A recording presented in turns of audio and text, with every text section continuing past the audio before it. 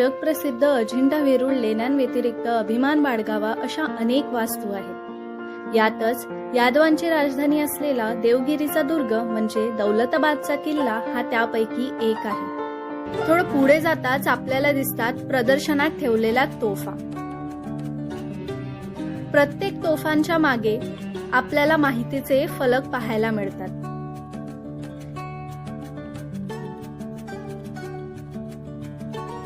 इथेच आपल्याला 2 दरवाजांचे दर्शन घडते।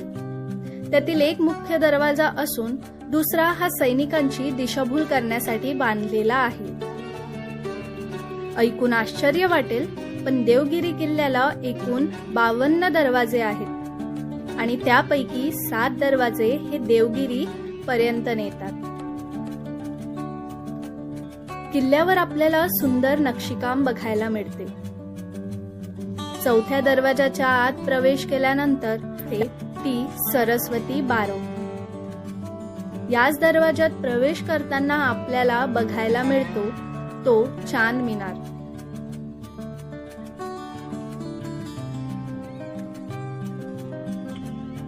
दौलताबाद किल्ल्यावर अनेक मंदिरं आहेत। त्यात भारत माता मंदिर सर्वात लक्षवेधी आहे, कारण या मंदिराचा परिसर अतिशय भव्य आहे।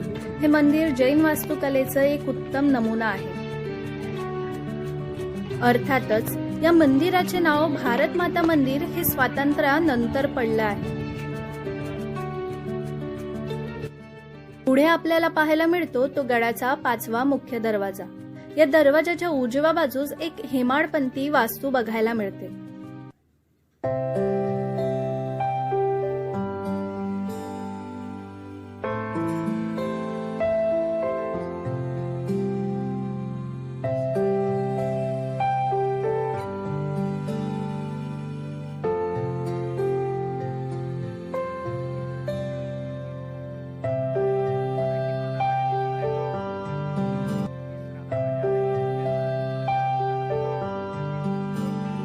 Upstate New York.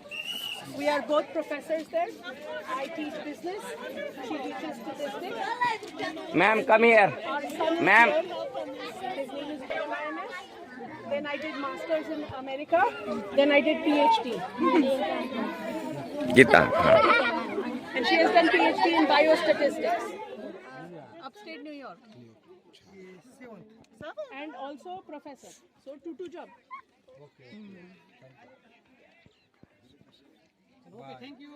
Bye bye.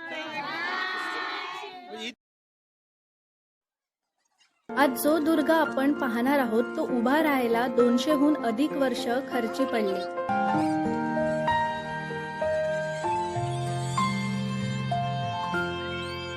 सहाव्या दरवाजात प्रवेश केल्यावर थोडे पुढे जाताच आपल्याला पाहायला मिळते ती मेंढा तोफ। या तोफेचं वैशिष्ट्य सांगितलं जातं की या तोफेत एका माऱ्यात एखादा गड किंवा किल्ला उद्ध्वस्त करण्याची क्षमता आहे।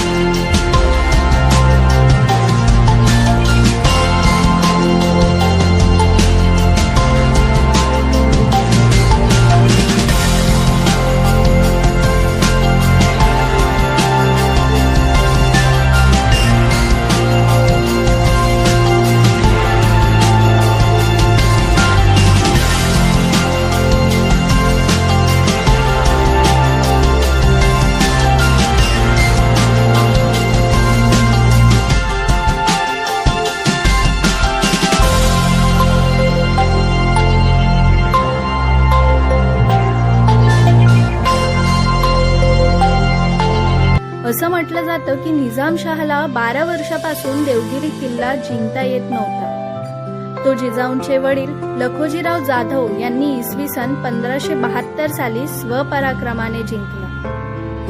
पण पुढे लखोजीराव जाधव, त्यांचे 2 पुत्र आणि नातू यांचा निजामशहाने निशस्त्र असताना देवगिरीच्या दरबारात विश्वासघाताने खून केला.